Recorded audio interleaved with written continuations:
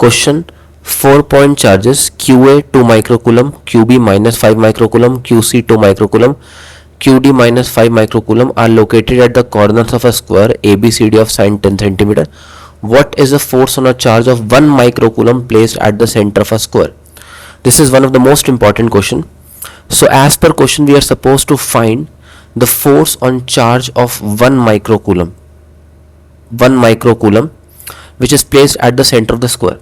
So अगर हम centre वाले पार्ट की बात करें तो कौन कौन फोर्स लगाएगा इस पे? ए बी लगाएगा, बी भी लगाएगा, सी बी फोर्स लगाएगा, डी बी फोर्स लगाएगा.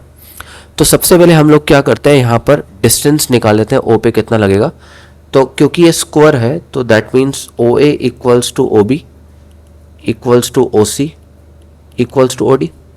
साइड जो है क्वेश्चन में 10 सेंटीमीटर गिवन है हम लोगों को. सो अगर साइड 10 सेंटीमीटर गिवन है, so according to Pythagoras theorem क्या हम लोग इसको 10 का स्क्वायर प्लस 10 का स्क्वायर अपॉन में 2 लिख सकते हैं. That means 100 which is equal to 5√2 centimetre आ जाएगा. राइट. अब अगर इस क्वेश्चन को लॉजिकली देखेंगे आप लोग, तो अगर हमारे पास फोर्स निकालना है ए पॉइंट पर, तो हम क्या लिखेंगे, KQ1 Q2 by R square.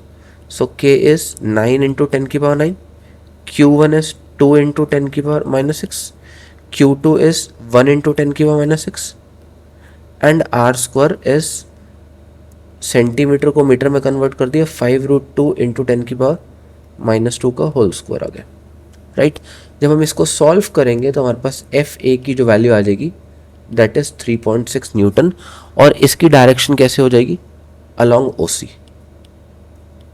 Along ओसी. क्यों ओसी की तरफ होगी, क्योंकि चार्ज पॉजिटिव है. जब चार्ज पॉजिटिव होगा तो फील्ड लाइन आउटवर्ड बनेगी. ऐसे जब हम बी पॉइंट पे फोर्स निकालेंगे तो according to Coulomb's law 9 into 10 की पावर 9, अगेन 5 इंटू 10 की पावर -6, 10 की पावर -6 और डिस्टेंस कितना हो जाएगा 5√2 इंटू 10 की पावर -2 का होल स्क्वायर. जब इसको सॉल्व करेंगे तो हमारे पास जो फोर्स आएगा दैट वुड बी 9 न्यूटन. क्योंकि चार्ज नेगेटिव है, जब चार्ज नेगेटिव होगा तो फील्ड लाइन इनवर्ड होगी, तो यहाँ जो डायरेक्शन होगी दैट इज अलोंग ओबी. ऐसी अगर हम एफ सी पे फोर्स निकालेंगे तो ए और सी का जो मैग्नीट्यूड है वो सेम है. सो वैल्यू अगेन कितनी आ जाएगी, 3.6 न्यूटन आ जाएगी.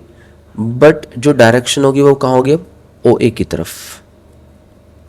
ऐसी अगर हम एफ डी पे फोर्स निकालेंगे तो ए बी और डी का मैग्नीट्यूड सेम है, तो इस केस में जो फोर्स आ जाएगी that is 9 newton. But direction कहाँ पर होगी, अलोंग ओ डी.